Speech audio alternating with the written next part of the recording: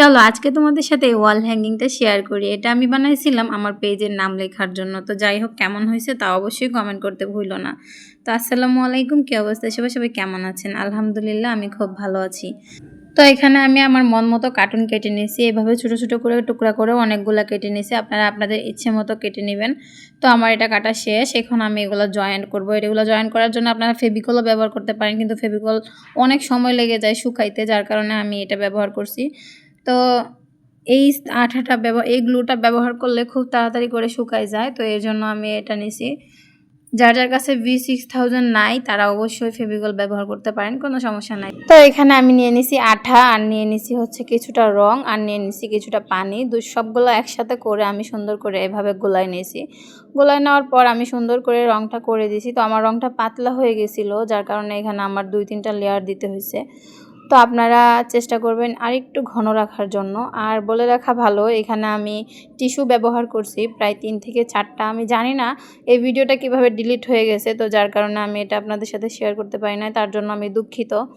তো এভাবে 3-4টা টিস্যু যখন লাগাবেন তখন অবশ্যই আস্তে ধীরে রং করতে হবে, তাহলেই রংটা সুন্দর করে হয়ে যাবে। তো তারপর এটা আমি সারা রাতের জন্য রেখে দিয়েছিলাম শুকানোর জন্য। তো তারপর এটা শুকিয়ে এরকম হয়ে গেছে।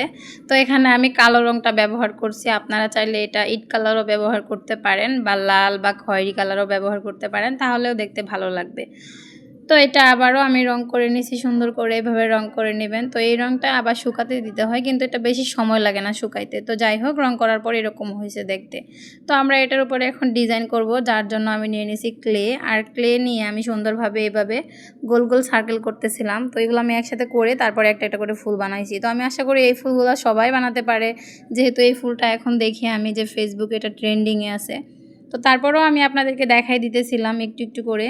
তো এভাবে আমি অনেকগুলো ফুল বানাই নিছি। ফুল বানাই নেওয়ার পর এভাবে আমি সাইডে রেখে দিচ্ছিলাম। তো তারপরে আমি এই ফুলগুলো আবারও V6000 গ্লোটা দিয়ে আমি সুন্দরভাবে এভাবে লাগিয়ে দিচ্ছিলাম।